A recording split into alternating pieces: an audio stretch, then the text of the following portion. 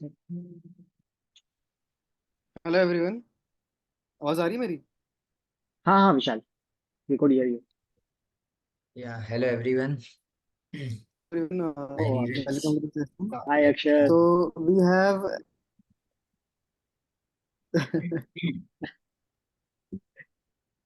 Yes Vishal, you are saying something. मेरा internet नहीं चल रहा है। आप लोग ही कर लो। ठीक है, मैं इधर ही हूँ। ठीक है मैं ठीक है। बोल नहीं रहा कुछ भी, मैं सिर्फ सुन रहा हूँ। ठीक है ठीक ठीक है है। ठीक है, done. So Akshat, you want to start first? एक बार और देख लें क्या और कितने सब आ गए हैं क्या? हाँ, I guess most of the people would have joined only, in case if anybody is joining they can catch up. हाँ ठीक है, तो ये बीबी वर्चुअल से कौन कौन था? विशाल, एक नीरज, एक हम, एक और जन था ना सर? हाँ, नर्मदा थी वो, नहीं आ पा रही है। अच्छा ठीक है, कोई दिक्कत नहीं है। तो हेलो एवरीवन। नीरज, हम, एक और नम्रता है, वो हम लोग तीनों आप लोग के प्रेप 1, प्रेप 2, प्रेप 3 के पेपर्स अभी चेक कर रहे हैं।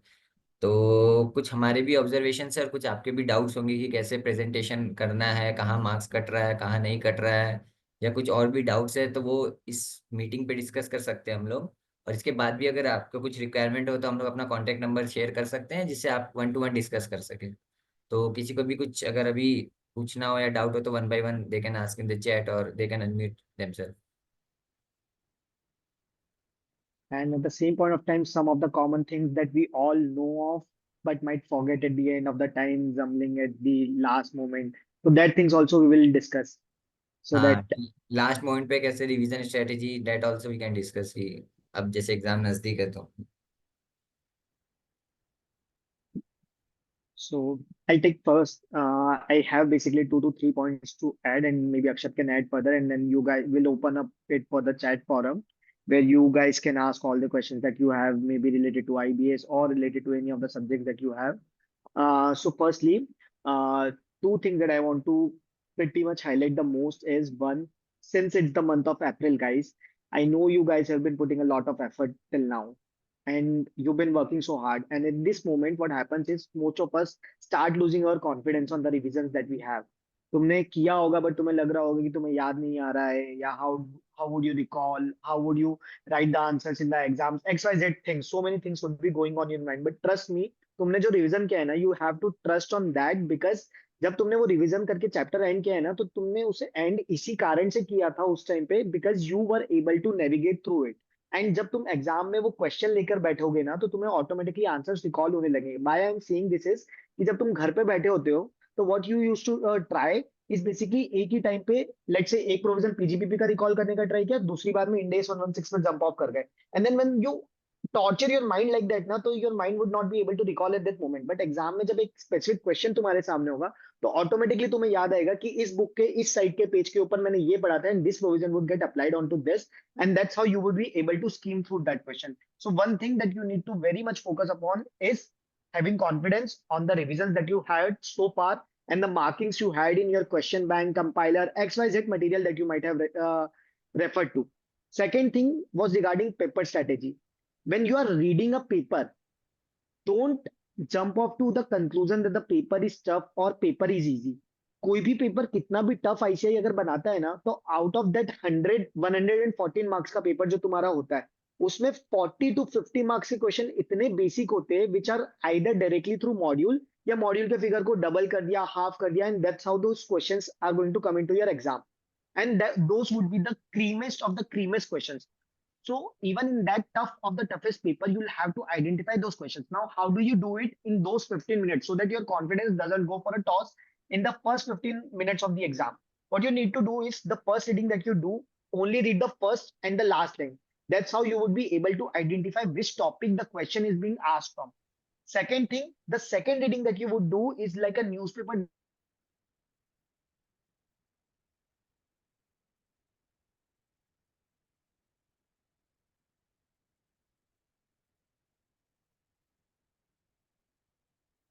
हेलो।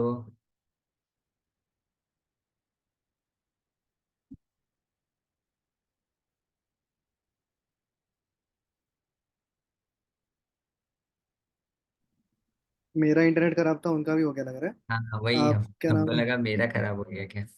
मुझे भी लगा कि मेरा ही खराब है, मैं बंद करने वाला था। तो अच्छा। ही विल कनेक्ट अभी वापस, तो तब BB sir is also coming for 5-10 minute. आप लोग डाउट्स पूछ सकते हो, कुछ भी जो भी रहेगा regarding FR FM something something whatever you want to ask. Average score of each prep में तो विशाल ने जैसे ग्रुप में टॉप 5 स्कोरर तो शेयर किया ही होगा कि किसने कितना मार्क्स अचीव किया, उस हिसाब से आप आइडिया लगा सकते हैं कि आप कहाँ स्टैंड करते हैं। और इन कंपैरिजन टू स्टैंडर्ड्स क्या है, तो प्रेप 1 कंपैरेटिवली इजी था, प्रेप 2 इससे थोड़ा सा टफ है, और प्रेप 3 अभी तो स्टार्ट हुआ है तो बोल नहीं सकते, लेकिन prep 1 was slight easier than prep 2।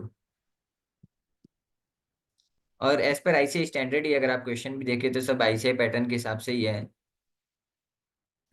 Is it okay to go May attempt if I have covered all the subject once and can cover them once in this month again? May attempt. देखिए क्षितिज, इसका कोई straight forward answer नहीं है कि अगर आप 2 revision कर रहे हैं तो क्या आप दे सकते हैं कि नहीं दे सकते हैं, आपके कॉन्फिडेंस पे डिपेंड करता है, और आपने जो पहला रिवीजन किया है वो कितना अच्छे से किया और कितना 100% कवरेज किया है। बहुत लोग क्या करते हैं कि पहले रिवीजन में स्ट्रेटेजी से पढ़ते हैं कि ये टॉपिक बाद में देखेंगे या सेकंड रिवीजन में देखेंगे, लास्ट में देखेंगे, तो लास्ट में फिर बाद में वो क्या होता है कि टॉपिक स्किप ही करना पड़ जाता है। अगर आप पहला रीजन अपना डिटेल्ड ओरिएंटेड में वे में करते हैं और हर एक टॉपिक्स कवर करते हैं, जितना सम से सब सॉल्व करते हैं, तो नो डाउट सेकंड रिवीजन एक और बार देने के बाद मोस्ट सब्जेक्ट्स कवर्ड हो जाता है। लेकिन एक ऑडिट एक ऐसा सब्जेक्ट है जिसमें आपको हो सकता है 1-2 और रिवीजन लगे, तो अभी आप बाद बाकी सब्जेक्ट को 2 बार पढ़ लो ठीक है, लेकिन ऑडिट को आप थोड़ा और टाइम निकाल के उसको और नंबर ऑफ रिविजन्स दो, तो कॉन्फिडेंस आएगा आपको। प्रेपन में एग्रीगेट कितना एवरेज अबव एवरेज होगा, लगभग सबको 60+ आए होंगे मोस्टली।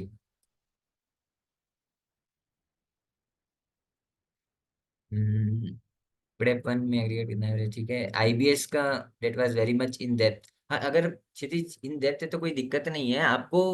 फर्स्ट रिवीजन के बाद एक आइडिया लग गया होगा कि किस में कॉन्फिडेंस कम है आपको, तो सबसे पहले आप वही सब्जेक्ट का सेकंड रिवीजन स्टार्ट करिए, उसको थोड़ा अच्छे से टाइम दीजिए। मतलब स्पीड में नहीं करना है कि टॉपिक को छोड़ के दूसरे सब्जेक्ट में चले जाएं। पहले जो सब्जेक्ट अभी भी टफ लग रहा है उसी को टाइम दीजिए, उसके बाद दूसरे सब्जेक्ट में स्विच इन करिए।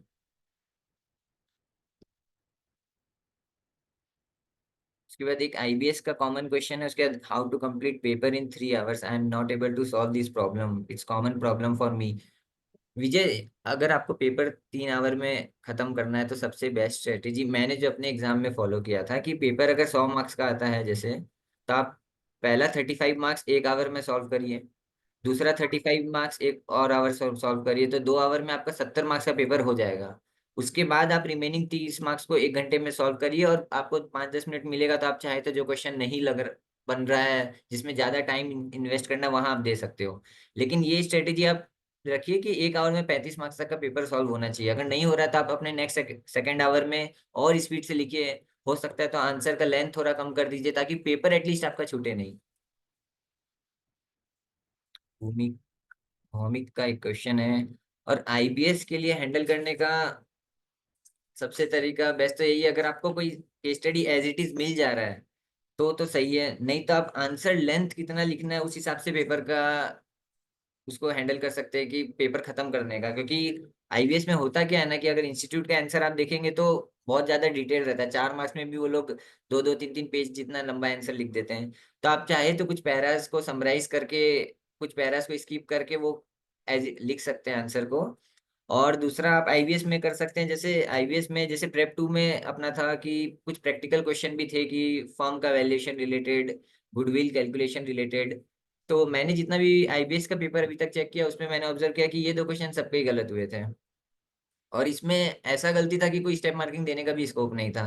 तो आईबीएस जैसे पेपर में आप अवॉइड करिए कि कोई प्रैक्टिकल सम अटेंड करने का उसको। क्योंकि होता क्या है ना कि आप थ्योरी अटेम्प्ट करेंगे तो, क्योंकि कहीं ना कहीं बुक में वो मिल जाता है तो आप रिलेटेड पॉइंट्स लिख पाएंगे, हो सकता है कुछ फुल मार्क्स नहीं तो भी हाफ मार्क्स तो हाफ 50% मार्क्स तो पेपर चेकर दे ही देगा, लेकिन अगर आप कोई प्रैक्टिकल सम अटेंड करते हो तो या तो फुल मार्क्स है या तो पूरा जीरो है, क्योंकि स्टेप मार्किंग उसमें स्कोप नहीं होता अगर पहला स्टेप से गलत हो। तो आईबीएस जैसे पेपर में आप अवॉइड ही करिए कोई प्रैक्टिकल क्वेश्चन को अटेम्प्ट करने का।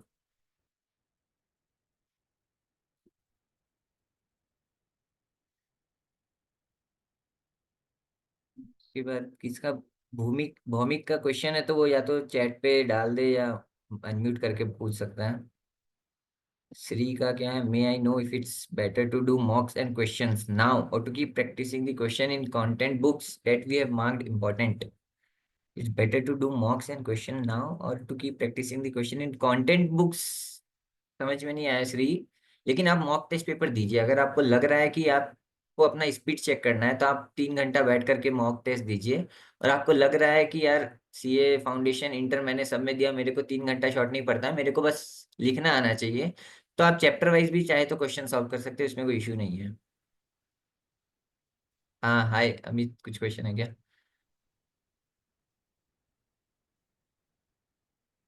हेलो। हाँ। एक्चुअली एक क्वेश्चन था, जैसे मेरे से कभी भी 3 आवर्स में पेपर सॉल्व नहीं हो पाता। इंटर में भी मेरे max to max 7 to 80 marks ही सॉल्व हो पाते हैं। अभी जो मैंने मॉक दिया उसमें भी मैं 3 आवर्स में कंप्लीट नहीं कर पाया। तो उसके लिए क्या करूँ? कोई भी पेपर अभी तक मेरा नहीं हो पाता है। November 24 में मैंने दिया था, तो सारे सब्जेक्ट में तो पासिंग मार्क्स आ जाते हैं, लेकिन मेरा एग्रीगेट नहीं हो पाता है क्योंकि मेरा पेपर कंप्लीट नहीं होता। मुझे आते हुए भी मैंने टाइम नहीं मिलता है मुझे लिख पाने के लिए। इसके लिए मैं क्या करूँ?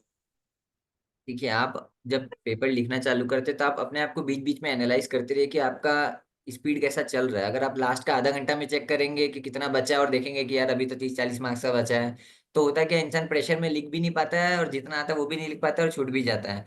तो आप इसको, जो 3 घंटा का 180 मिनट का पेपर उसका ब्रेक कर लीजिए, चाहे 3 पार्ट्स में ब्रेक करिए या 6 पार्ट्स में ब्रेक करिए। उस हिसाब से आप स्पीड में रखिए कि जैसा अभी मैंने बताया कि 1 घंटा में अगर आप टारगेट रखिए कि 35 मार्क्स का सॉल्व करना ही है एनी हाउ, तो अगर कोई थ्योरी क्वेश्चन होगा तो उसके साथ आप थोड़ा एडजस्ट कर सकते हैं कि थ्योरी का लेंथ कम करके थोड़ा टाइम बचा ले, या जो क्वेश्चन आता है पहले उसको अटेम्प्ट करेंगे तो आप देखेंगे कि 1 घंटा के अंदर 35-40 मार्क्स आराम से सॉल्व हो जाता है। तो आप इस तरह से ब्रेकअप करिए पूरे अपने टाइम को, फिर एनालाइज करिए कि मैं 1 घंटा में 35 मार्क्स जितना सॉल्व कर पा रहा हूँ कि नहीं कर पा रहा हूँ। Thank you. इससे पहले आपने जब भी दिया तो आप जब अपना देखते हो तो क्या डायरेक्ट 2.5 घंटे 3 घंटे के बाद ही देखते थे कि कितना बचा है, या आप बीच में जैसे चेक करते हो कि? जैसे मैं फर्स्ट आवर में चेक करता था तो मेरे फर्स्ट आवर में 15 to 20 मार्क्स ही अटेम्प्ट हो पाते नहीं थे। नहीं, आप टारगेट रखिए कि पहले आवर में 35 मार्क्स का अटेम्प्ट हो। जो क्वेश्चन आ रहा है पहले उसी को अटेम्प्ट करिए, उसमें कोई दिक्कत नहीं है। लेकिन ऐसे मतलब पहला 1 घंटा में अगर आप 15 मार्क्स का अटेम्प्ट करते, 20 मार्क्स का अटेम्प्ट करते तो पेपर छूटेगा ही। इसलिए जो जो आ रहा है पहले उसी को अटेम्प्ट करिए ताकि शुरू में स्पीड अच्छे रहे। बाद में जो क्वेश्चन नहीं आ रहा है वो लास्ट का 1 घंटा में उसमें थोड़ा सा एफर्ट्स लगा करके कॉन्सेप्ट को रिवाइज करके रिकॉल करके तो पेपर कंप्लीट हो जाएगा। जी ठीक है। हम्म। स्निग्धा का क्वेश्चन है, can I do select study in audit? Audit में आप सेलेक्टिव स्टडी मत करिए। जो सब्जेक्ट आपको पता है कि टफ है और बहुत बच्चों को वो फेल कराता है तो एटलीस्ट उसमें तो 100% पढ़िए। और जहाँ तक आईसीआई का बात है, आईसीआई एग्जाम में वहीं से पूछता है जो आप टॉपिक छोड़ करके जाते हो। तो मतलब नहीं है, अगर आप मान लीजिए कोई 20 पेज का चैप्टर है उसमें 2 टॉपिक छोड़े, 18 पेज पढ़े और वही 2 टॉपिक से क्वेश्चन आ जाए तो पूरा चैप्टर पढ़ा हुआ बर्बाद है। इसलिए आप सेलेक्टिव स्टडी मत करिए। मेरे हिसाब से आप ऑडिट में नंबर ऑफ रिवीजन बढ़ा दीजिए, टाइम बढ़ा दीजिए, कोई दूसरा सब्जेक्ट को थोड़ा कम रिवाइज कर लीजिए, लेकिन सेलेक्टिव स्टडी मत करिए। सर ऑडिट में I allotted 3 days for my revision but अब it will take approx 4.5 days। 1.5 days में कैसे होगा, नो आइडिया। ऑडिट में जैसे मैंने तो 3-4 रिवीजन किया था, तो पहला रिवीजन मैंने 10 दिन में किया था, दूसरा सीधा मैंने 5 दिन में किया था, तीसरा मेरे को 3 दिन लगा, और फिर एक फाइनल रिवीजन मैंने 2 दिन में खत्म किया, ताकि वो 1.5 दिन में किस तरह से पढ़ सके। जब तक आप अपना रिवीजन को 2 दिन में नहीं लेकर के आओगे, एग्जाम वाले दिन में 1.5 दिन में नहीं होगा वो। इसलिए ऑडिट में नंबर ऑफ रिवीजन ज्यादा मांगता है, क्योंकि आपको उस तरह से पढ़ के वो नंबर ऑफ डेज को कम में लाना पड़ेगा। नहीं तो अगर एग्जाम में आप वो कोई भी चैप्टर या कोई भी टॉपिक छोड़ते हो तो वो रिकॉल नहीं होगा, भले आप पहले जितना भी पढ़ लें। हेलो। हाँ हाय जीतू। सर अभी ना मैंने मॉडल टेस्ट पेपर जो आईसीआई ने रिलीज किया वो सॉल्व किया और जो केस स्टडी सिनेरियो थे वो सॉल्व किया। तो जब मैं ये सब सॉल्व करती हूँ तो फिर इसके बाद जब मैं प्रेप टेस्ट दे रही हूँ ना तो मुझे वहां के एमसीक्यू मिलते हैं। ठीक है, तो मुझे एमसीक्यू में तो ज्यादा अच्छे मार्क्स आ जाते हैं, डिस्क्रिप्टिव में भी आ जाते हैं मार्क्स। तो सर कहीं ऐसा तो नहीं होगा कि मैं जब एग्जाम हॉल में तो मेन एग्जाम दूँ तो वहां पे वो मैच ही ना हो या फिर कुछ ज्यादा ही टफ आ जाए? नहीं, ऐसा कुछ नहीं है। देखो, जितना भी आज तक एग्जाम हुआ है, 70-80 मार्क्स का पेपर सेम ही आता है, चाहे वो इंस्टीट्यूट के बुक से क्वेश्चन आए या पास्ट एमटीपीज आरटीपीज का क्वेश्चन है। ऐसा कोई out of the box question, out of the syllabus नहीं रहता है। बस वो 10-15-20 मार्क्स का रहता है, जो आप थोड़ा यूनिक रहता है, थोड़ा कॉन्सेप्चुअल बेस ज्यादा रहता है, तो उतना तो फाइनल में एक स्टैंडर्ड रहेगा ही। तो उसमें आपको पैनिक नहीं करना। अगर 70 मार्क्स का भी पेपर सेम मिल जा रहा है तो बहुत है फाइनल लेवल पे। और पहले ओके। से अगर आप माइंड्स बैठा के रखते हैं कि 15-20 मार्क्स का तो हमको कुछ नया मिलेगा ही आईसीआई की तरफ से, तो एग्जाम टाइम में आप मतलब प्रेशर में नहीं आएंगे, नया क्वेश्चन देख करके घबराएंगे नहीं। तो पहले से एक माइंड में बैठा ले कि 10-15 मार्क्स जितना नया मिलेगा एग्जाम में। ओके सर, एक्चुअली That's मैं the अभी ये same सब। thing I was telling. या That's the same thing I was telling also in the start. My network got disconnected.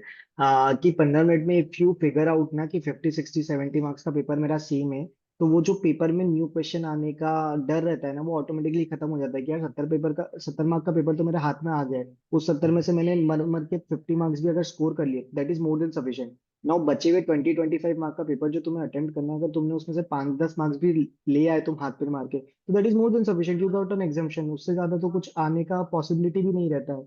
मतलब even if you see rankers के percentage on an average basis 60 to 65% पे rank आ जाता है। Okay sir, actually sir I am clearing that कि अभी मैं मतलब मेरे अभी अच्छे मार्क्स आ रहे हैं, फिर बाद में तो ऐसा ना हो कि आए ही नहीं मार्क्स, इसलिए नहीं मैं। नहीं, ऐसा नहीं होता है। ऐसा नहीं होता कि अभी अच्छे आ रहे तो बाद में नहीं आएंगे। आप अभी जैसा कर रहे हो वैसा ही करो, और पैनिक मत करो। कुछ अगर न्यू क्वेश्चन दिखता है तो जितना भी न्यू क्वेश्चन दिखता है उसको लिख के प्रैक्टिस करो, अभी भी अगर कुछ नया दिख रहा है तो। और एग्जाम में 5-10 ओके। मार्क्स का आएगा तो वहाँ आप अपने जो लास्ट के हाफ एन आवर होते हैं वहाँ ये सब क्वेश्चन अटेम्प्ट करने का ट्राई कर सकते हो। हेलो, हाय अक्षत, एम आई हाँ ऑडिबल? हाँ, या चलिए, मेरा क्वेश्चन ऐसा था कि I have completed my first reading, first revision in a detailed way and also attempted the prep test 1 after my second revision. फिर भी मुझे I have solved a lot of questions. तो प्रॉब्लम क्या हो रहा था, I am able to understand the question, मुझे पता है कि वो मैंने सॉल्व किया हुआ है, but I could not write it down. तो रिकॉल। हाँ, recall as in I could recall not get मतलब द कि फ्लो ऑफ द क्वेश्चन, पहले क्या सॉल्व करना है, फिर सेकंड क्या करना है, थर्ड क्या करना है, Recall, नहीं Akshat, क्लियर it's हुआ। more about, I guess, presentation. तो Bhumik, I would say one thing. See this, that पता है क्या होता है ना, when we are giving mock test papers at home ना, तो हम लोगों के पास कुछ लास्ट रिजॉर्ट रहता है कि अगर अभी नहीं बनेगा ना, तो we will figure it out, we will try to solve one more time, and that's where we lack giving the mock test paper। क्योंकि हम लोग फिर वो फर्स्ट स्टेप पे अटक जाते हैं ना, then we think कि हमें वो क्वेश्चन हर स्टेप का एक स्पेसिफिक मार्क्स होता है, तो तुम्हारे उसमें you might lose 1 or 2 marks out of the 10 marks, but still you can work on that 8 marks and then solve the questions accordingly। Okay, so अभी गोइंग फॉरवर्ड जो मेरा अभी जो रिवीजन चल रहा है, what should I focus more on? मुझे solving पे ज्यादा ध्यान देना चाहिए या फिर जैसा मैं ऑलरेडी रिवीजन कर रहा हूँ तो 100% कॉन्सेप्ट्स पे ही ध्यान दूँ? सी अभी ना पता है what you should do is कि अगर तुम्हें थोड़ा सा राइटिंग प्रैक्टिस में कॉन्फिडेंस कम आ रहा है, तो जो तुमने क्वेश्चंस मार्क किए हैं ना, लेट से हर चैप्टर से तुमने 8 से 10 क्वेश्चंस मार्क किए हुए होंगे, उन 8 से 10 क्वेश्चंस को फटाफट से लिखकर उसमें से एक या दो विद प्रॉपर प्रेजेंटेशन लिखकर देख लो। बचे हुए 6-7 question if you scrabble through and just figure out कि मन में सोचकर कि this would be my step 1, step 2, step 3 and then match it with the suggested answer. That's how you can do, because considering only 23 days are left for the exam and the last 5 days is what you will dedicate for FR, तो 18 days में that's how much you can do। अगर तुम एक एक question को वापस से solve करने जाओगे तो एक ही सब्जेक्ट पूरा कर पाओगे, which would not make sense at this point of time। Yes, okay, thank you.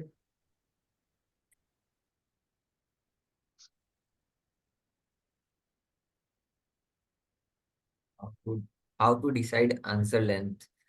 That will be based on the marks allocated to that question. अगर 4 मार्क्स का है तो आप 4 स्मॉल पैराज में लिख सकते हैं। जैसे एफआर में मैंने नोटिस किया कि अगर 6 मार्क्स का भी सम आ रहा है तो कुछ लोगों ने पूरा इंटरेस्ट एंट्री किया होगा, उसके बाद डेप्रिसिएशन एंट्री किया होगा, भर भर के लिखा है, बैलेंस शीट में कैसे प्रेजेंटेशन होगा, करंट नॉन करंट। तो इतना रिक्वायरमेंट नहीं है, एक्स्ट्रा लिखने पे एक्स्ट्रा मार्क्स नहीं मिलेगा। जो क्वेश्चन में मांगा है, जितना मांगा है उतना ही लिखिए जितना मार्क्स उस क्वेश्चन में दिया गया है, एलोकेटेड है, उस हिसाब से ही लिखिए। ज्यादा लिखने से कोई मतलब नहीं है, आपका टाइम वेस्ट ही होना है। Guys, for this now, what I would suggest you is like from the first question onwards, you need to keep a strict track on your watch. कि तुम्हें अगर एक क्वेश्चन 10 मार्क का आया है तो you need to be able to solve it within the next 18 minutes.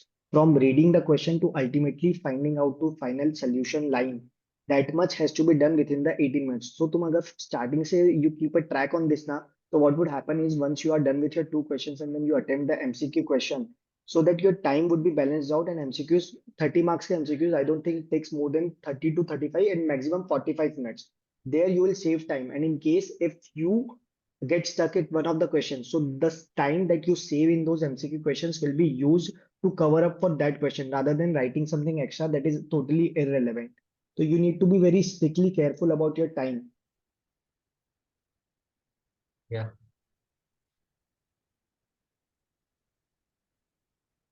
20 और audit के आंसर क्या थे, पॉइंट एकदम जो मैट में दिया है वो लिखना है। Snigdha, you can write in your own language, provided the keywords that are highlighted in your summary book, whichever author you are referring to. He must have highlighted those keywords. That should come into your answers. One. Second, you need to strictly write the essay numbers wherever essay number or professional ethics clauses are there, or anything which is like a heading that needs to be accurately as matching as with ICI, and the keyword should be there. The remaining part you can write in your own language. Nobody can write the entire module itself in the exam paper and people get marks. So only the keywords are important. FR and AFM revision through questions is taking too much time. Akshay, you want to take up on that?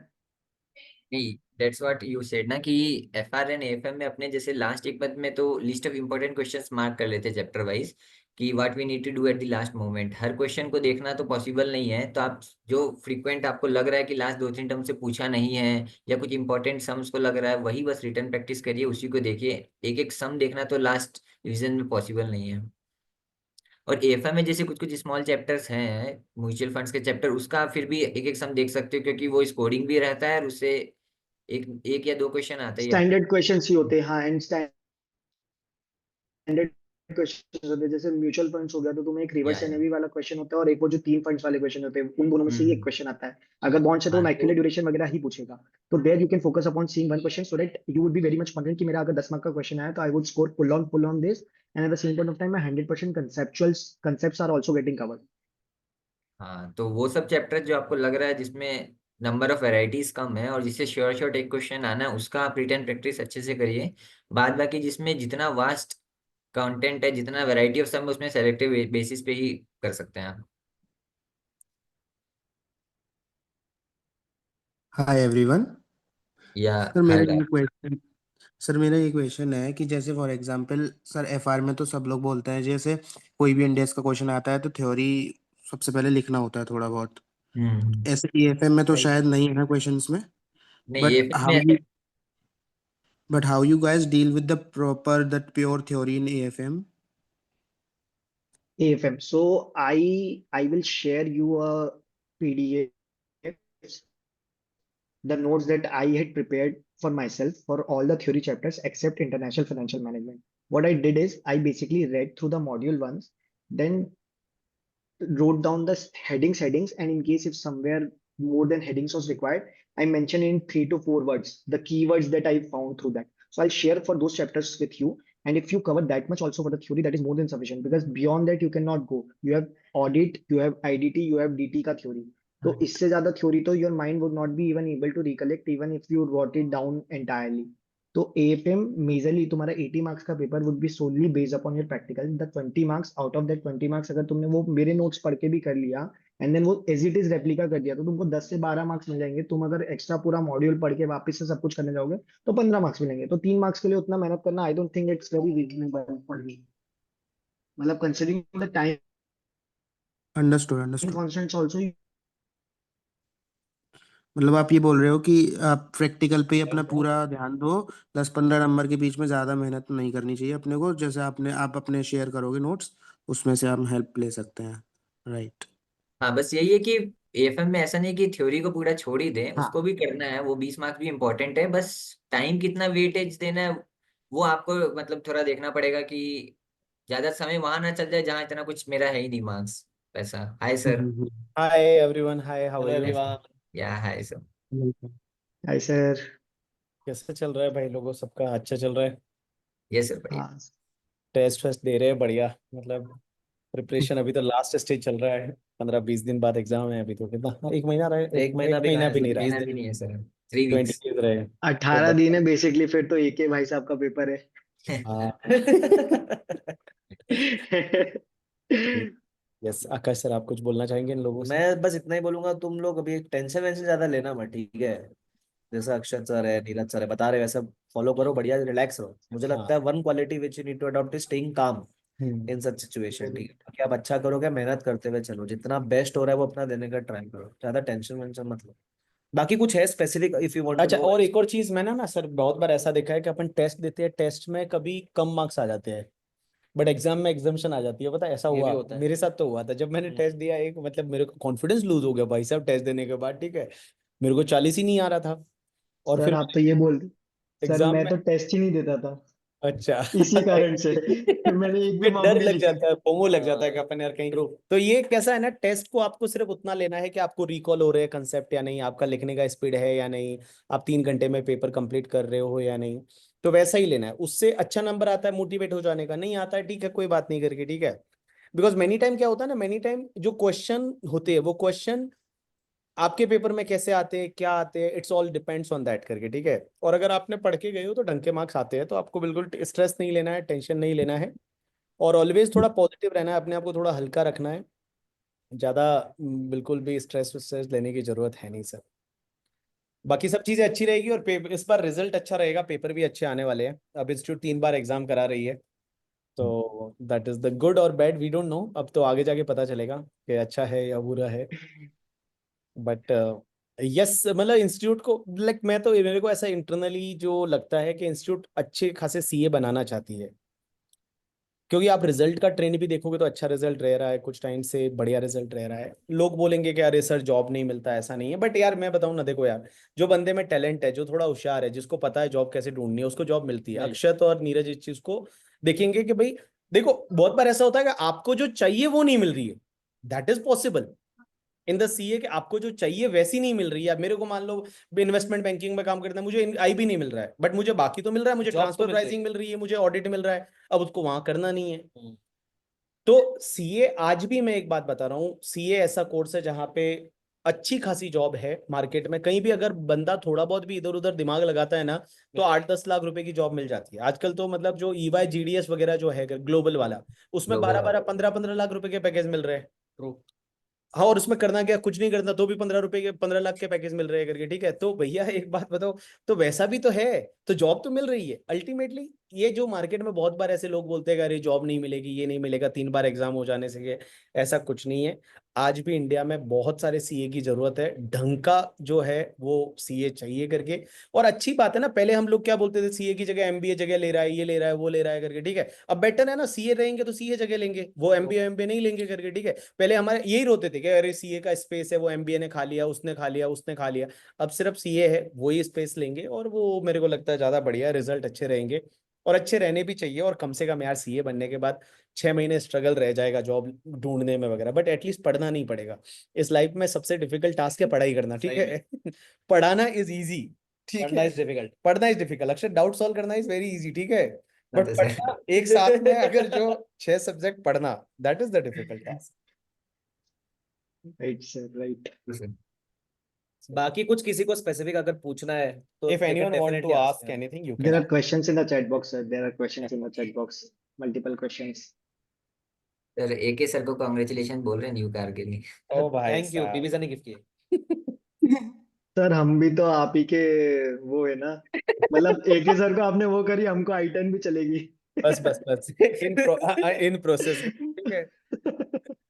तो वैसा है। How to stay calm in the moment. Sir IBS, sir IBS को लेके तो मेरे हिसाब से नीरज, अक्षय तुमने आईबीएस दिया था क्या? तुमने नहीं नहीं दिया ना? सर, नीरज, नहीं सर, नीरज। मेरा अटेम्प्ट वाज द फर्स्ट, मेरा attempt was the first. I am Neeraj yet to Neeraj का answer. Was the first attempt. तो Neeraj, how was the experience of the IBS? Hope so you have shared with people. I already had, but for specifically law now, what you guys should do is you don't need to dedicate specifically 1 or 2 days for that entire subject, because what would happen is even if you try to watch some revision lectures and everything, you would not be able to recall anything. I tried this and I miserably misused one entire day of mine. So what you should do is there are indexes that are available for the module. There are some authors, Avishi Gupta and some Vinay Gupta. I'll find out the links and share it with you. उन लोगों ने module का 2 type से index बनाया है। One, chapter wise कि इस chapter में ये टॉपिक है इस सीक्वेंस में। दूसरा, alphabetical. So when you would read that question in the exam ना, स्पेसिफिक क्वेश्चन, तो उस स्पेसिफिक क्वेश्चन में तुम लोगों को इतना समझ आ जाएगा कि ये क्वेश्चन किस टॉपिक का है। जैसे लेट्स से अगर फेमा का क्वेश्चन आया, तो फेमा के किस एग्जैक्टली पॉइंट पे वो टारगेट कर रहे हैं ना, that question you can figure out easily with the help of that index. Now when you identify the topic, what you need to do is go to that alphabetical index. Let's say अगर topic start हुआ money से, M से start हुआ, go to M. M के अंदर तुम्हें वो money वाला टॉपिक मिला, तुम उसके थ्रू डायरेक्टली नेविगेट करोगे, तुमको आंसर बहुत इजीली मिल जाएगा। मेरा कॉस्टिंग और लॉ, मैंने सिर्फ एक दिन लॉ के लिए दिया था, which I wasted entirely, and costing मैंने टच भी नहीं किया था। But when my IBS copy came back with me, तो कॉस्टिंग के 3 क्वेश्चंस थे इन टोटलिटी 14 to 15 मार्क्स के, and I scored full even in practical questions. क्योंकि क्या होता है ना, इन दोनों सब्जेक्ट्स में ICAI don't want to test very deep, मतलब it might test you in DT, it might test you in IDT, it might test you in FR very detail में। लेकिन जब लॉ और कॉस्टिंग की बात आती है, तो उसमें वो क्वेश्चंस बहुत सिंपल मॉड्यूल के एज इट इज क्वेश्चंस होते हैं। Either they would change the figure. Let's say अगर थ्रूपुट अकाउंटिंग करके मुझे एक क्वेश्चन आया था जिसके अंदर मॉड्यूल का इलस्ट्रेशन था, उन्होंने सारे फिगर्स को 1.5x कर दिया था। तो what you need to do, उस क्वेश्चन पे जाना, उस क्वेश्चन के सारे फिगर्स को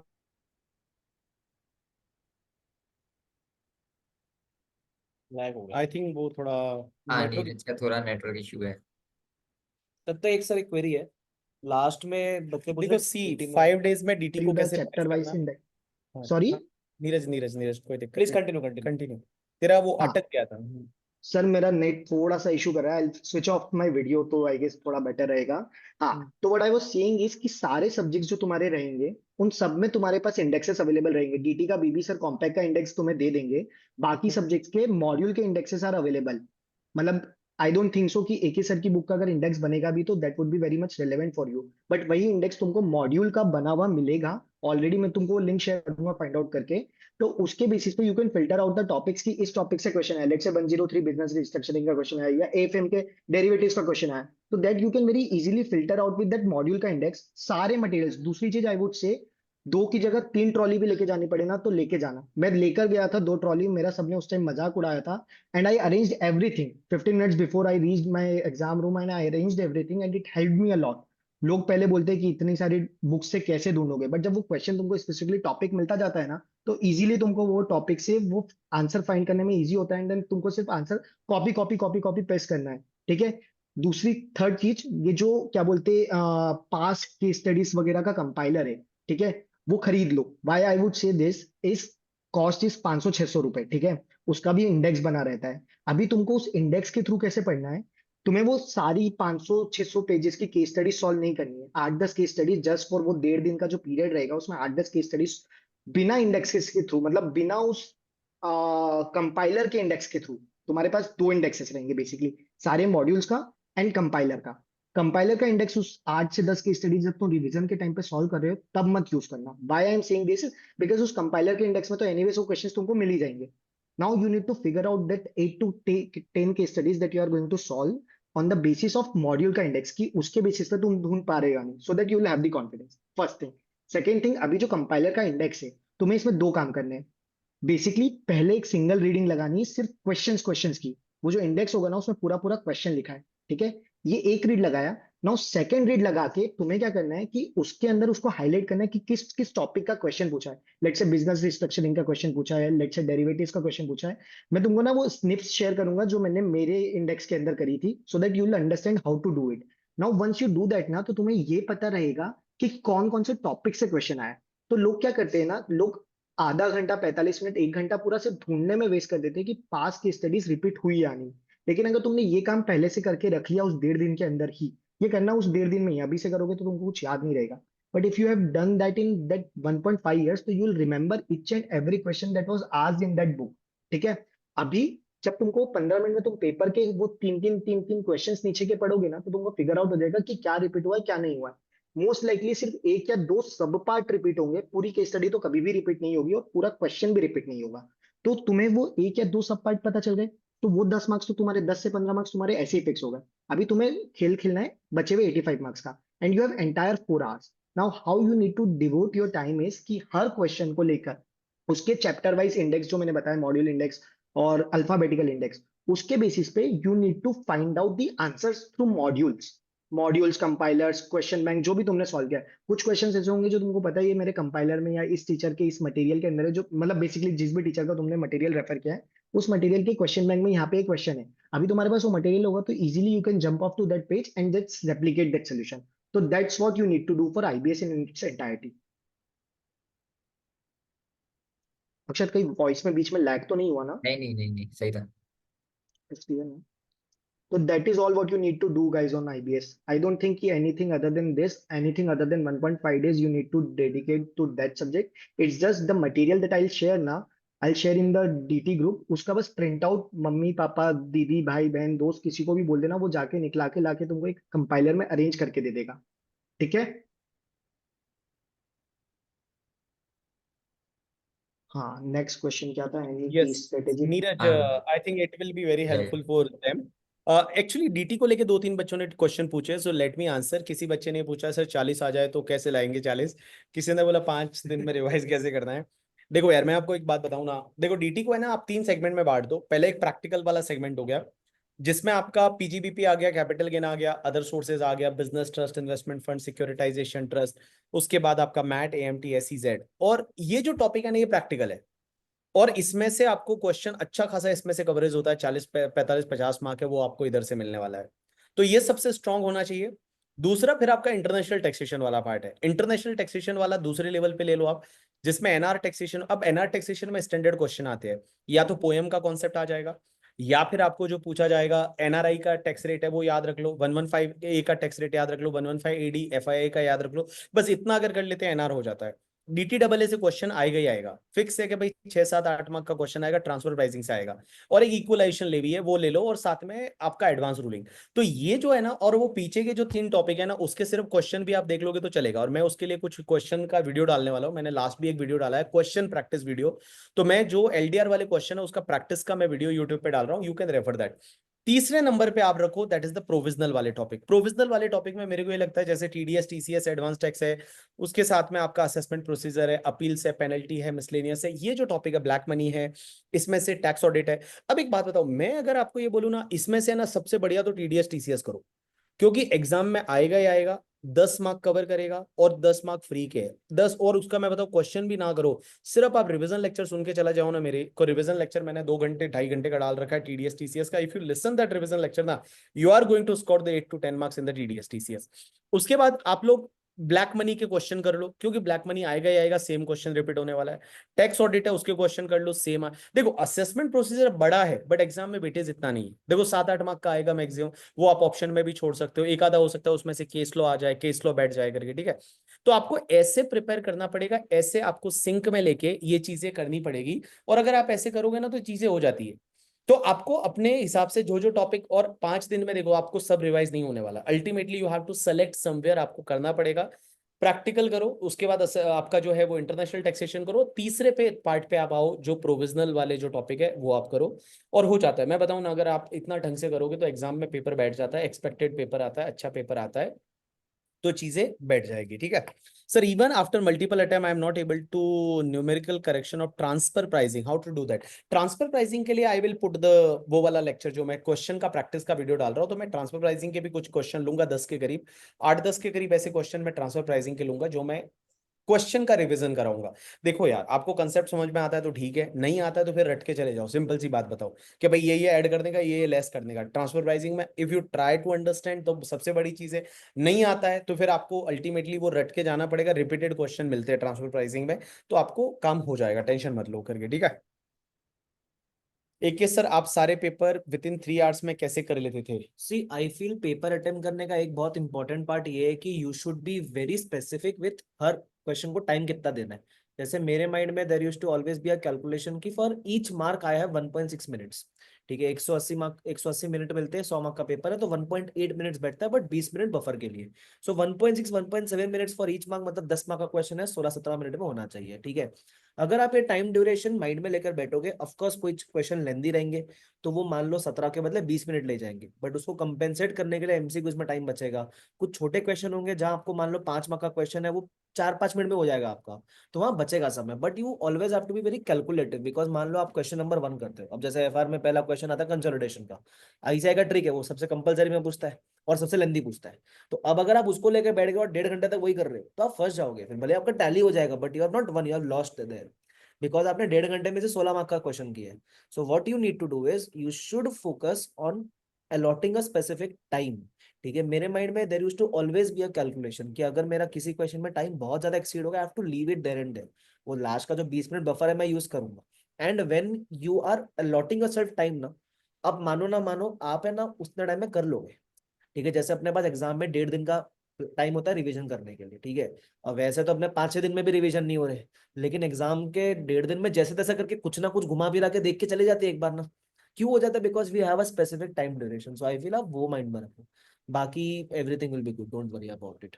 सर ठीक वन है, more thing I would want to add to this yes 3 please. Hours में, तो एक ही time maintenance from starting, I also told them just 5-10 minutes back before you joining this, but at the same point of time ना MCQs इतने easy होते हैं। सो 30 marks के MCQs में 20-25 मार्क्स के एमसीक्यूज तो ऐसे होते हैं जो बिल्कुल प्लेन, जो हमने एक्चुअली क्वेश्चन सॉल्व किए उन्हीं के थ्रू आते हैं। इसमें जब हमें सॉल्व नहीं करना होता तो it takes not more than 1 or 2 minutes. तो जो 30 मार्क्स के क्वेश्चन है मेरे तो सारे 25 to 28 मिनट्स में होते थे, बट नॉर्मल प्रैक्टिस पे भी अगर उन्होंने करा तो 40-45 मिनट्स में हो जाएंगे।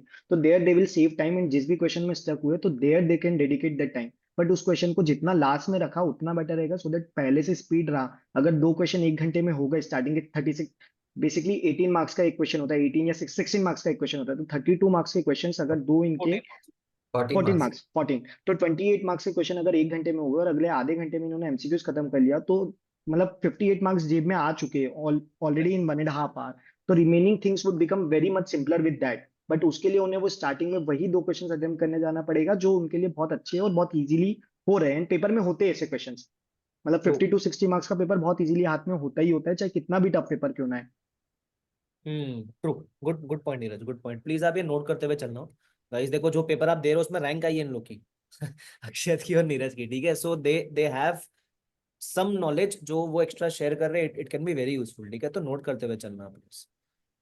विच chapter section number is compulsory to quote in exam? Not very except TDS TCS, I don't think so कि सेक्शंस के मार्क्स मिलते हैं या कट होते हैं, not very much. Exactly, TCS आप याद रख सकते हैं, असेसमेंट के कुछ अगर याद रख पाए तो अच्छी बात है। पेनल्टी पे जैसे 270 का पेनल्टी है तो ऐसे याद रखेंगे तो ज्यादा बेटर रहेगा, क्योंकि डायरेक्ट ऐसा पूछा जाएगा इसमें पेनल्टी 270 का लगेगा या नहीं। तो पेनल्टी में 270 का पेनल्टी है। फिर टीडीएस टीसीएस के सेक्शन नंबर आपको याद रखने चाहिए, और उसके बाद में असेसमेंट के कुछ याद रह जाए तो ठीक है, नहीं तो कोई बात नहीं, वैसी वाली बात है। बाकी मेरे को लगता है सेक्शन का ऐसा कोई वेटेज नहीं है, बट या जैसे 115 बीएससी है तो वो याद रखना पड़ेगा, 115 BAA याद रखना पड़ेगा, 115 BAB याद रखना पड़ेगा। ये आपको सेक्शंस है वो याद रखनी चाहिए, बाकी मेरे को लगता है नहीं भी रखोगे तो चल जाएगा।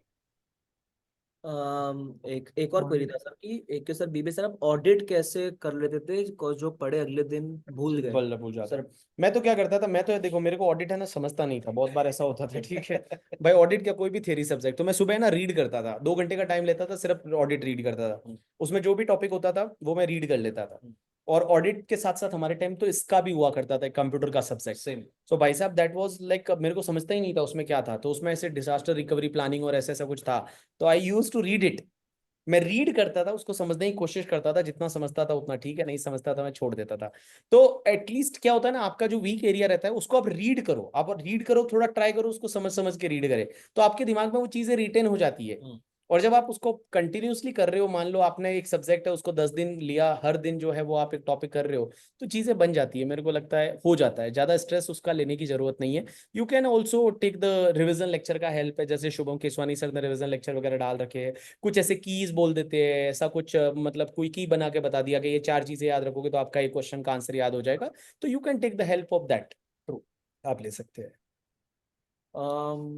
एक है सर एफआर में थियरी पार्ट को कैसे हैंडल करें? See I feel first of all FR में जब आप पढ़ते हो तो थियरी मत बोलो, तो कंसेप्ट बोलो उसको, ठीक है। थियरी बोलते वो एक तो नेगेटिव वर्ड साउंड करता है, डर लगता है उससे। तो जब आप थियरी कंसेप्ट पढ़ते हो, सो एग्जाम में अगर आप देखोगे ना, तो 116 मार्क के पेपर में से ना हार्डली 20-25 मार्क के ऐसे डायरेक्ट थियरी क्वेश्चन आएंगे, वो भी बहुत रेयरली। बाकी वो थियरी का रेलिवेंस इतना ही है कि they are helpful for understanding the concept, ठीक है। तो अल्टीमेटली एग्जाम में ज्यादातर प्रैक्टिकल क्वेश्चन ही आते। बस आपको ये बात ध्यान रखनी है कि आजकल आईसीएआई क्या एक्सपेक्ट करता है कि whenever a practical question comes on any index, they are expecting to write some few lines about it. आप कंसेप्ट लिखो। लोग क्या कर रहे हैं, मान लो आपको कोई प्रैक्टिकल चीज पूछी इंडेक्स 16 के बारे में, तो आप सीधा कैलकुलेशन करके आते हो और आंसर देके आ जाते हो। फिर आप बोलते हो मेरे को 8 में से 5 मार्क ही मिले, क्यों? आपने वो रेलिवेंट कंसेप्ट के बारे में चंद शब्द लिखा ही नहीं ना। Now they are not expecting you to give it a word to word answer. Correct me if I am wrong Akshat and Neeraj, आप लोगों ने शायद एग्जैक्टली वर्ड टू वर्ड नहीं लिखा होगा, इफ आई एम नॉट या रॉन्ग। बेसिक नहीं sir, define never, भी यू कर कैन दो। Not right. या सर, कि बेसिक डिफाइन भी कर दो कि वो इंडेक्स का क्या पॉइंट है या कैसे इनिशियली रिकॉग्नाइज होता है, उतना भी सफिशिएंट है। बस पेपर चेकर चाहता है कि आप कुछ 1-2 लाइन में थ्योरी लिख के आओ बस। ट्रू। तो यही आपको करना है गाइस, कि आप जब आंसर प्रेजेंट कर रहे हो एफआर का, तो उसमें ध्यान रखो अपने ओन वर्ड्स में विद रेलिवेंट कीवर्ड, जैसे इंडेक्स का नाम हो गया, नंबर हो गया, किस बारे में एक्सप्लेन कर रहे हो। मान लो 16 है तो कंपोनेंट अकाउंटिंग आ रहा है पिक्चर में, तो उसके बारे में बताओ थोड़ा कि उसमें होता क्या है। 3-4 लाइन, ज्यादा नहीं, राम कथा मत लिखो, 3-4 लाइन लिखो, फिर आप कैलकुलेशन करो, ठीक है। और वो थियरी के लिए आपको अलग से कुछ एफर्ट मारने की जरूरत नहीं है यार। आपने इतने सारे क्वेश्चन किए, you know the concept, just try to present it in a manner कि आप थोड़ा एक्सप्लेन कर पा रहे हो, जो आप एक्सप्लेन करना चाहते हो वही आप लिख रहे हो। दैट्स इट, एक्स्ट्रा कुछ आपको करने की जरूरत है, ठीक है। एफआर में जैसे जिस टॉपिक से रिलेटेड क्वेश्चन है, जैसे लीजेस में सेल एंड लीज बैक का है, तो अगर आप वही मेंशन कर दे कि this question sale and lease back का, इसमें कैसे बेसिक अकाउंटिंग होता है, उतना ही लिख दे, वही सफिशिएंट है। अलग से उसके लिए आपको कोई थ्योरी प्रैक्टिस भी करने का दरकार नहीं है। जितना आपने सम सॉल्व किया उसी में ये कवर हो जाता है। Perfect perfect, I feel that is perfect. And yes Aditya, मेरे ख्याल से नीरज ने आपको वो ब्रेक डाउन करने वाला आंसर बहुत अच्छा दे दिया, तो just take a note of it, okay. Sir DT IDT में कोई कोई क्वेश्चन में लास्ट का टैक्स पेएबल नहीं मिलता ऊपर की कोई एडजस्टमेंट गलत होने की वजह से एग्जाम में मार्क्स। नहीं, एग्जाम में स्टेप मार्क्स मिलता ही है। ऐसा नहीं है कि अगर आपका सिर्फ टैक्स पेएबल गलत होता है तो एक एक एडजस्टमेंट का सेपरेटली मार्क्स रहता है, तो उसमें कोई इशू नहीं अगर सिर्फ टैक्स पेएबल गलती हो रहा है तो। और एक और चीज, मतलब मैंने ये पूरा डिकोड किया था क्योंकि मेरा कभी भी मैच नहीं होता था टैक्स लायबिलिटी। तो 14 मार्क का क्वेश्चन आता है, अगर तुमने एक एडजस्टमेंट गलत किया है एंड जिसके कारण तुम्हारी टैक्स लायबिलिटी और फाइनल इनकम गलत हुई है, तो फाइनल इनकम का 1 मार्क कटेगा, टैक्स लायबिलिटी का 1 कटेगा, और जितने एडजस्टमेंट गलत करते जाओगे उसका 1-1 मार्क्स हाँ कटता जाएगा। That's how it used to be. हाँ, तो वही पूरा क्वेश्चन गलत नहीं होता है, वो स्टेप मार्किंग मिलता ही है। सर मतलब ना यूट्यूब पे मैंने ना किसी की एक वीडियो देख ली थी कि अगर नीचे का कोई गलत हो जाता है तुम्हारा लास्ट का आंसर, तो वो फिर नेगेटिवली स्टार्ट कर देते हैं, मतलब फिर नहीं नहीं नहीं एक से नहीं। नहीं शुरू नहीं नहीं, करते कुछ हैं नहीं होता। शायद ये ending यूट्यूब की से। अरे वीडियोस भाई, देखना बंद कर भाई इस टाइम पे सबसे पहले। अरे भाई मेरी बात सुन। अगर ऐसा होता होगा ना तो कोई हाँ, पास नहीं हो करके। लेकिन एक तो डीटी 14 में 15 मार्क का क्वेश्चन है। 100%। सबका गलत होगा। 14 to 15 मार्क का क्वेश्चन है, एक एडजस्टमेंट गलत हुआ, पूरा क्वेश्चन का आंसर तो गलत ही आएगा। तो भैया हम्म। ऐसा नहीं होता है आपका। अगर उसमें स्टेप मार्किंग रहती है, हर एडजस्टमेंट का आधा आधा मार्क्स रहता है, तो आपका एक एडजस्टमेंट गलत है वो आधा मार्क ही कटेगा। लास्ट की टोटल का और आधा 1 मार्क कट सकता है, उससे ज्यादा कोई उसका इम्पैक्ट नहीं आता। तो आप बिल्कुल टेंशन ना लीजिए। बाकी बस आज अभी तुम्हारा एग्जाम है 15-20 दिन बाद, तो हम भी ज्यादा टाइम नहीं लेंगे। Best of luck for your examination, और thank you to the Akshat and Neeraj, they are helping to the student. और इन लोगों का जो अपना नॉलेज है उनके साथ में शेयर कर पा रहे हैं और कर रहे हैं, उसके लिए I personally thanks to Neeraj and Akshat and जितने भी बीबी वर्चुअल की टीम है, और स्पेशली हमारा जो बंदा विशाल है, because Vishal is our core करके, ठीक है। विशाल इज मैनेजिंग हाल से लगे रहते हैं, दिन रात मैसेज करते रहते हैं। हाँ। Right right right. And Akash sir, thank you sir इनको गाइड करने के लिए। नहीं नहीं, thank you so much everyone यार। And again yes Akshat and Neeraj, you are doing a great job. मतलब सीए बनने के बाद ये थोड़ा सा सर्व जो कर रहे हो ना बच्चों को, इट इज वेरी हेल्पफुल। मुझे बीबी सर भी बोल रहे थे कि ये तो ना सेट है मेरे लिए, ठीक है। So you are doing a great job guys. And students please जितना हो सके आप अच्छे से मेहनत करो। आप मेहनत करोगे पास हो जाओगे। It is not very difficult है, 100 में से 50 में लाना कोई बड़ी बात नहीं है, ठीक है। आप बस भरोसा रखो अपने ऊपर, हो जाएगा, ठीक है। चलो बाय, टेक चलो केयर, थैंक चलो यू। हम लोग ये बचे हुए बाय। आंसर्स एक बार कर देते हैं एंड देन फिर will close the yes session, yes, जो भी या क्वेश्चंस बचे हुए। चलिए thank you sir. Thank you. Yes, अभी क्या क्या बचा हुआ है guys? One thing you can do in case if any of the about doubts are missed out, either page that again on the chat or you can hmm. unmute yourself and then ask. We'll close the session in the next 15 minutes, but whatever questions you have, you can keep on asking. Score 57 and 61 in editing, but in FR 40, should I invest full time in group one now? Because audit I get to give a mock or some time to group two as well. Jay, see, the marks that you score in mock doesn't matter very much. Honestly, I'm telling you this. So you should dedicate your entire time properly to both the groups in case if you are opting for both the groups. Okay. Now, what you should do in the remaining 18 days that are there, you can dedicate proper time to the 4 remaining subjects apart from IBS and FR, and you can break it down in like 4 to 5 days each for each of the subject, and that's how you will be able to skim through the remaining subjects, and the last 5 days you can dedicatedly entirely for FR. So that's how you can cover all the subjects in a detailed manner, one, to have that confidence that yes, I am able to revise everything and yes, things are fresh. तो जब तुम वापस से जब exam के 1.5 दिन में revise करोगे तो it will come out to you very easily. Krish का क्वेश्चन है एफएम के थ्योरी के बारे में कुछ गाइडेंस. तो अभी नीरज ने बताया ना कि एफएम का वो अपना कुछ हैंड रिटन नोट शेयर करेगा, तो आप उतना भी पढ़ ले तो सफिशिएंट है. अलग से कुछ आईसीएमएट को रेफर करने का एटलीस्ट लास्ट मोमेंट पे रिक्वायरमेंट नहीं है. उसके अंदर सिर्फ इंटरनेशनल फाइनेंशियल मैनेजमेंट की थ्योरी कवर हाँ. नहीं है, अदरवाइज उसके अलावा जितने भी प्योर थ्योरी चैप्टर्स तुम्हारे securitisation, startup, financial policy and corporate strategy, then one more chapter was there, I don't recall the name but the notes are there. तो वो जो प्योर प्योर थ्योरी चैप्टर्स है ना, उन सबके डिटेल नोट्स है. तुम्हारा काम उससे हो जाएगा, मोर देन सफिशिएंट है. उससे ज्यादा तुम अभी पढ़ भी नहीं पाओगे आखिरी 23 दिन में. Topics like miscellaneous provisions and penalties, I am facing difficulty remembering how to prepare it. देखिए मिसलेनियस प्रोविजंस में अगर आपको डाउट लग रहा है तो या तो चैप्टर पढ़ने में दिक्कत आ रहा तो आप उससे रिलेटेड पहले सम्स देख ले कि किस तरह से क्वेश्चन पूछा जाता है, तो आपको एक आइडिया लगा कि किस तरह से चैप्टर को अप्रोच करना है. और पेनल्टीज में आपको अगर नहीं याद हो पा रहा है या नहीं सेग्रीगेट हो पा रहा तो आप थोड़ा लिख के समराइज कर ले कि कौन सा टॉपिक है और उससे रिलेटेड क्या पेनल्टीज है, तो आपको आइडेंटिफाई करने में थोड़ा इजी पड़ेगा. और कुछ ऐसे टॉपिक्स मतलब पेनल्टीज में तो सिमिलर नेचर के क्वेश्चन रहते हैं कि टीडीएस टीसीएस रिलेटेड पेनल्टीज हो गया या वो यूआरआई रिलेटेड हो गया, तो मिस रिपोर्टिंग ऑफ इनकम वाला हो गया, वो सब पास्ट में भी पूछे गए हैं, तो वो सब आप पहले अच्छे से प्रिपेयर कर लें. गाइस दिस पेनल्टीज, या सॉरी यू वर सेइंग हाँ, तो समथिंग. पेनल्टीज के लिस्ट ऐसे तो बहुत है, लेकिन उसमें से कौन सा इंपॉर्टेंट है वो आइडेंटिफाई करके बस उसका सेक्शंस याद कर ले. बाद बाकी आप एक बार गो थ्रू कर लें, इतना सब डिटेल में 100% तो याद नहीं रहेगा, लेकिन इंपॉर्टेंट वाले याद करने की कोशिश करें.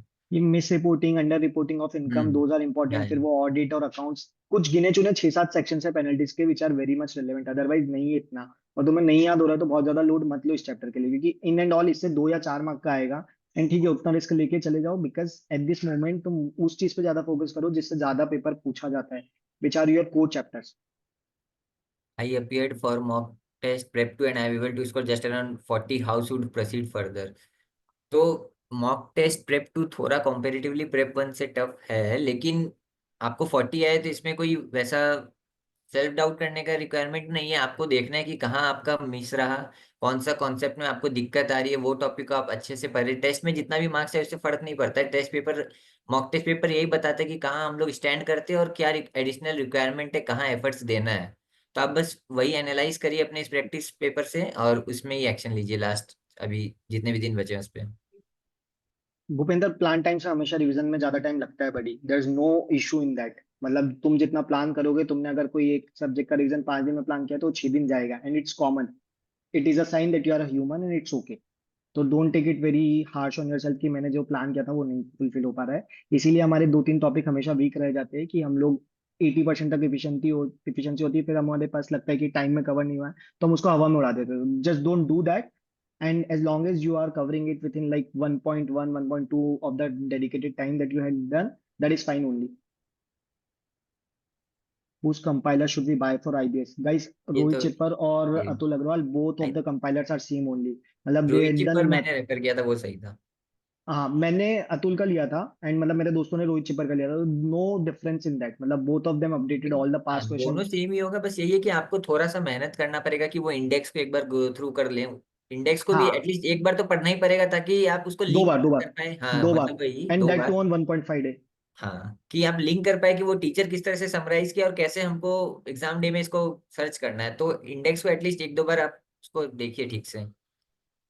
For remaining, should I give 4 days each for subject, or should I do mixed subject for next 16 days, or depends? You, Siddharth, I would suggest take 2 subjects in a day, because now what would happen is ki you would be able to go through practical subject for the entire day for 8 to 10 hours. But when it would come to audit or IDT ka theory part, so you'd feel lethargic and your mind would not be able to capture that for the entire day, and your half of the day might get for a toss. So put it as combination of 2 subjects is what I would suggest. I guess Akshat has different opinion on this.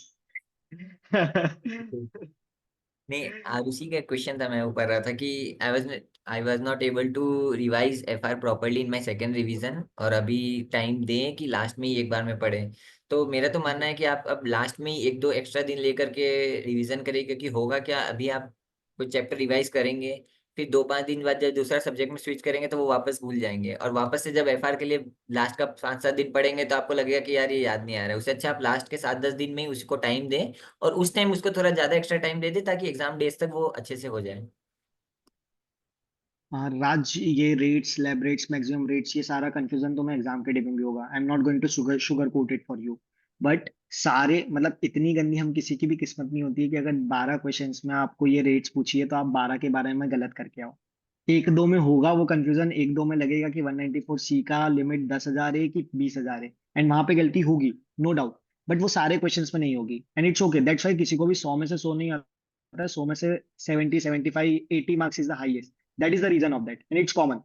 नहीं, इसका एक वे भी है कि अगर आप अभी जैसे रिवाइज करोगे अगर डीटी 2-4 दिन में, तो आप जो भी इम्पोर्टेंट रेट्स है उसको आप अपने ही एक 1 पेजर 2 समराइज। पेजर नोट्स बना करके समरी कर ले, ताकि आप एग्जाम के, मान लो आप एग्जाम देने सेंटर पे जा रहे हो तो रास्ते में ट्रैवलिंग टाइम है तो उस टाइम रिवाइज कर लो, एग्जाम के 15 मिनट पहले रिवाइज कर लो, तो आपको रेट्स याद रहेगा। ऐसा बात नहीं नहीं याद रहता, आप बस उसको एक जगह के कंसाइज कर लें ताकि आप उसमें फोकस डायरेक्टली शिफ्ट कर सके। How to tackle exam pressure, usually questions solve automatically. Puneet, that is why I said ki at this moment in the April, you need to trust on your revisions. You need to build your confidence. You need to find out those 50 to 60 marks question even in exams, so that you will have that calm in you कि यार 50 mark का paper तो मैंने easily solve कर लिया, अभी बचे हुए 50 में से मैं इतना भी गंदा नहीं पढ़ के आया हूँ कि मुझे 15-20 मार्क्स नहीं आएंगे। तो ऐसे करते करते तुम्हारे 50, 55, 60 मार्क्स जब बनते लगे दिखेंगे ना तुम्हें एग्जाम में भी, तो भी तुम्हें बहुत इजीली पेपर हो जाएगा। दूसरा, अगर तुम्हें जब लग रहा है ना कि पेपर में एक क्वेश्चन तो बिल्कुल ऐसा है जो मुझसे बन ही नहीं रहा है, तो फिर ना rather than trying to opt for entire 100 marks का पेपर ना, उस एक क्वेश्चन को फिर पूरा स्किप करके 80 मार्क्स के पेपर पे बहुत एक्सट्रीमली केयरफुल होकर भी सॉल्व कर सकते हो। मतलब it's okay to sometime leave a question out of the paper and solve it calmly, जब तुम्हें पता ही है कि ये क्वेश्चन तो मैं कुछ भी करूंगा, गिने चुने 14 में से 1 या 2 मार्क्स ही मिलेंगे अगर मैंने कुछ भी अलता बलता सॉल्व किया है तो फिर उस क्वेश्चन को स्किप करके बचे हुए पेपर को बहुत एक्स्ट्रा टाइम दे दो, and then that's how you would be able to avoid those silly mistakes. And पता है, सारा खेल अभी अप्रैल में आके तुम्हारे कॉन्फिडेंस का ही हो जाता है घूम फिर के। सब मेहनत कर रहे होते हो यार, मतलब what makes the people who clear out the exams, that makes them stand out from the rest of the crowd, is the confidence that they have in their hard work that they've put in the last 3 months. Ayush का question है, do we see the approx same score in the main exams as in mock? I am able to score between इतना 55 to 16 prep 2। ज्यादा ही आएगा भाई से। हाँ, prep 2 का standard थोड़ा अच्छा है, तो एग्जाम में सब पेपर तो ऐसा स्टैंडर्ड का नहीं रहेगा, कुछ इजी भी रहता है कुछ टफ भी रहता है, लेकिन on an average paper standard यही रहेगा। एग्जाम में उस दिन आप कितना प्रेशर हैंडल कर पाते हो उस पर सब डिपेंड करता है। कॉन्सेप्ट सबका क्लियर रहता है, सब रिवीजन भी करते हैं, लेकिन वो लास्ट एक दिन में कितना रिवीजन अच्छे से हो पाता है, और एग्जाम लेवल पे वो 3 घंटा आप कितना देते हो उस पर डिपेंड करेगा वो। क्योंकि मॉक देते टाइम इतना प्रेशर मेंटली रहता नहीं है कि यार, वो एक अलग ही रहता है, और एग्जाम में जब 3 घंटा आप एग्जाम देते हो तो वो एक मेंटली अलग चैलेंजिंग रहता है। Okay, फिर I studied FR last in mid-March. Should I take it up directly before exam? Nandani, if you feel that the remaining subjects are on appropriate track, मतलब everything is going on proper track, all the subjects 2 or 3 revisions have been done, and you feel confident on them, then you can dedicate 3 to 4 days, 2 to 3 days in between, and just focus on those 5 to 6 important topics: 103, 110, 115, 116, 102, or 12. Which 8 days are there, which you need to focus upon, and that can be done in the 2 or 2.5 days if you have sufficient confidence that you are good with other subjects. If not, then what you can do is, instead of 5 days for the FR, last 6 days you can dedicate for FR entirely, and then focus it on detail. Hrithik का एक point है कि prep 1 मैंने attempt किया, that was well easy and worried है कि tough papers attempt नहीं किए अभी। तो अभी आप या तो एक और अपना सेकंड रिवीजन करेंगे तब आप मॉक टेस्ट पेपर दे लें। अगर आपको लग रहा है कि मेरे पास सफिशिएंट टाइम नहीं है तो जो जो इंपॉर्टेंट चैप्टर्स आपको लग रहा है उसका एटलीस्ट रिटर्न प्रैक्टिस करिए। और बाद बाकी ऐसा नहीं है कि प्रेप वन एकदम इजी था, प्रेप वन नॉर्मल स्टैंडर्ड के आईसीआई स्टैंडर्ड पे ही सेट था। एंड गाइस मतलब इट डजेंट मैटर कि तुमने टफ मॉक लिखा है या हम्म। इजी मॉक लिखा है। मैंने मॉक्स ही नहीं लिखे थे honestly. I wrote just one mock for मैं IDT because I was very confident कि इसमें तो मैं 80+ ले आऊंगा। मैंने अदरवाइज आई खुद डिडंट भी एक इवन मॉक राइट नहीं मॉक। दिया था। मैंने मॉक इसलिए भी नहीं दिया था कि मुझे इतना पता था कि स्पीड में मेरे को दिक्कत नहीं है, कि मैं अगर आएगा तो एग्जाम में 100 मार्क्स अटेम्प्ट कर ही लूंगा। मुझे बस था कि मेरे को कॉन्सेप्ट सारा आना चाहिए, तो इसलिए मैंने 3 घंटे बैठ के मॉक नहीं दिया, मैंने बस चैप्टर वाइज एक एक क्वेश्चन को सॉल्व किया। टाइमर लगाकर दैट वी हाँ। Have done. तो hmm. That is how we did differently but at the same point of time तुमने मॉक लिखा है तो उसमें कुछ बुराई नहीं। उससे उसके बेनिफिट्स ही होते हैं। मॉक क्या है, आपका स्पीड को बढ़ाता है और आपको पता लगता है कि किस किस टॉपिक में आपको और मेहनत करने की दरकार है, वो एग्जाम में लिखते टाइम रिकॉल नहीं हो रहा है। मॉक बस यही बताता है।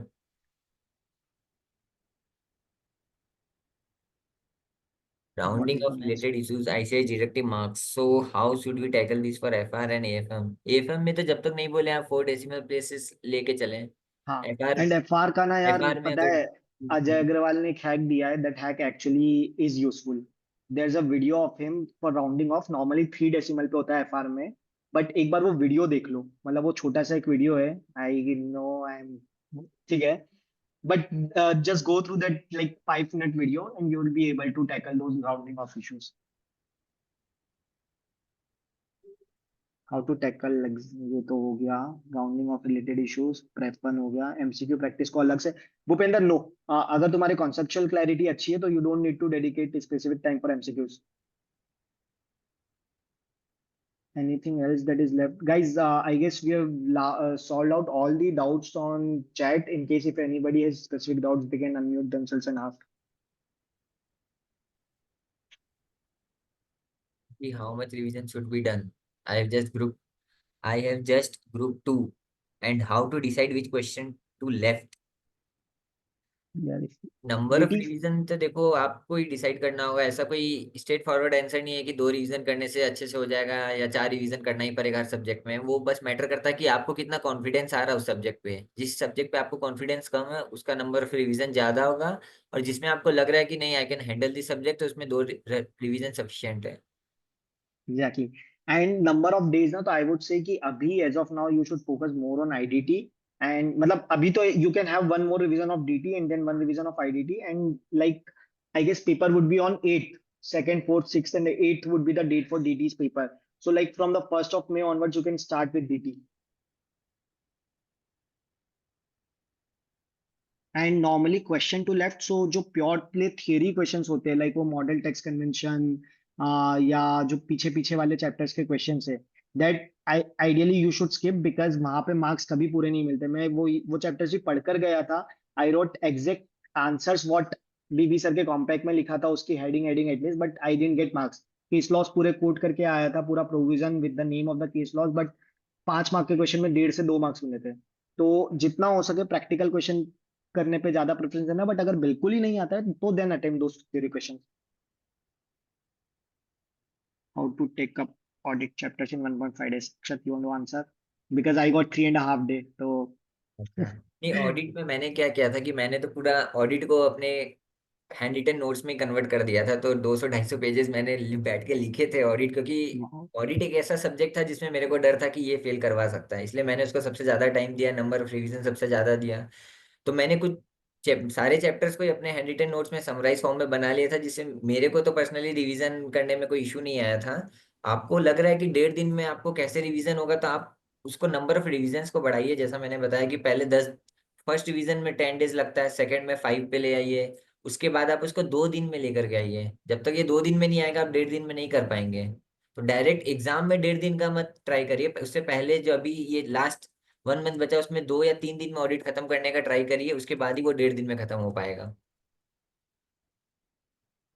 there are questions. So Harshvardhan, see, interest rate swap and Black-Scholes models have been asked earlier in the exams as well. So they can be asked. मतलब there's no as such criteria कि they will not be asked in the वो बस exams. लग depend करता है कि कौन सा टर्म का हाँ. पेपर टफ करना है, तो And ब्लैक सोल्स डाल देगा बस And वही। anyways, Black Scholes में यार, I don't think it's very tough. There are 4 formulas that you need to learn. If you remember those formulas, I guess you would be able to solve. Black Scholes में interest rate swap would be a little difficult, but Black Scholes you would be easily able to solve in case if you know the formulas. था आई क्या think उसमें कुछ? Interest rate prep 2 में था। Interest rate swap तो फिर भी easy है, ब्लैक सोल्स थोड़ा सा टफ हो जाता है क्योंकि नहीं, फॉर्मूला इसका ऐसा है, उसमें इंटरेस्ट रेट लॉग में नहीं नहीं, स्वैप इज इजी। वो जो एक और पार्ट है ना इसके अंदर, वो हाँ फॉरवर्ड रिस्क, फॉरवर्ड नहीं इंटरेस्ट नहीं नहीं रेट, नहीं, प्रेप 2 में 1F1 क्वेश्चन था वो 1F2। स्वैप अच्छा, वाला ही ओके। था कि दो काउंटर पार्टीज है, वो कौन सा फिक्स्ड वाला लेगी या फॉरवर्ड वाला लेगी, वो इजी है, वो आए तो कोई दिक्कत नहीं है, वो स्कोरिंग है। ब्लैक सोल्स मॉडल है जो थोड़ा सा प्रैक्टिस करने के बाद भी आपको एग्जाम में कॉन्फिडेंट नहीं आएगा, आप सोचोगे कि इसको छोड़ ही दे अगर ये मैंडेटरी क्वेश्चन नहीं है तो। नंदिनी और से। एग्जाम में आप वही मतलब हाँ, सॉरी। एग्जाम में हो सकता है आ जाए, ऐसा कोई बोला नहीं जा सकता, लेकिन आपको अगर अदर स्टूडेंट से एज लाना है तो आप इसको अच्छे से करके जाइए, कोई दिक्कत नहीं है इसमें। हाँ इंटरेस्टेड स्वैप इज इजी या एग्जाम के अंदर मिलेगा Z score, don't worry, exam में you will get the Z score. And for except Nandini, I would say yes, it is important. In one attempt it was not asked, but otherwise normally it is being asked for 10 to 15 marks in every attempt, so it is an important chapter. Forex important है। I guess with that we end this session. FIR में first question India से 101 पूछा था। कुछ भी पूछते हैं? हाँ कौन सा प्रेप में? Prep Prep 2 2 I haven't checked yet. test नहीं तो copies I am उसमें not डाउट checking. डाउट क्या है आपको? एफआईआर में फर्स्ट क्वेश्चन इंडिया से 101 पूछा था।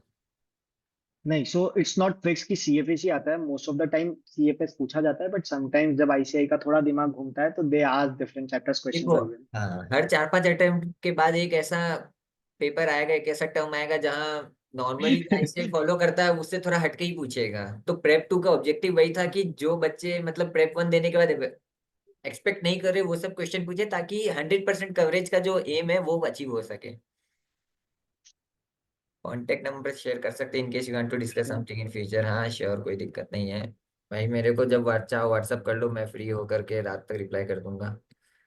मेरा व्हाट्सएप एक दिन लेट हो सकता है, बट ऐसे अर्जेंट हो ना तो लिख देना कि द लिटिल अर्जेंट, तो I will revert as soon as मेरे तो पॉसिबल। मैसेज देखते हो नहीं आप, अर्जेंट वाले। सॉरी। मैं व्हाट्सएप नहीं चलाता हूँ यार, ऑनेस्टली, मतलब मैं इसीलिए बोला कि मेरा थोड़ा सा लेट हो सकता है reply, but I will definitely reply. So guys बस अभी खत्म करते हैं। तुमको खाना खाने दो। हाँ, ठीक है, चलो bye bye guys, all the best, चलो एंड कुछ बाय भी बाय लगे just reach out guys, to us. All the best. ये नीरज भाई, आप एक बार ना, मैंने आपको ग्रुप का लिंक भेजा है, आप वो जो भी शेयर करने का बात कर रहे थे, आप प्लीज दे देना। हाँ हाँ, श्योर श्योर, मैं सारी चीजें एक बार थोड़ी सी ढूंढ के, मुझे कल रात तक का टाइम दे दो, सारी चीजें सॉर्ट आउट करके, एंड देन एक proper sequence wise I will start sharing कि AFM के नोट्स आर दिस, IBS के लिए ये चीजें ध्यान रखनी है, ये मतलब कैसे वो इंडेक्सेशन का इंडेक्स को पढ़ के और वो मार्क करना था, वो भी मैंने एक हाईलाइट करके एक पेज डाला हुआ था लिंक्डइन पे, तो I will share that as well. And जो मॉड्यूल वाइज इंडेक्सेस है that I will share, AFM theory notes I will share, और वो जो स्ट्रेटेजीज स्टार्टिंग में बोल रहा था, मैं 2-3 चीजें बोली थी, एंड देन फिर मेरा माइक ड्रॉप हो गया था, तो उसके बाद वो वाली चीजें भी I will quote in a single message. Okay okay, चलो चलो। चलो चलो, ठीक जाओ है, जाओ, बाय बाय। RCB की इनिंग खत्म हो गई। बैटिंग इतनी अच्छी कर ली, तुम नहीं देख रहे थे इसलिए। नहीं नहीं, मैं वही तो मेरी किस्मत में नहीं थी। ठीक है, चलो बाय बाय। चलो बाय बाय ठीक है चलो चलो, बाय बाय। बाय।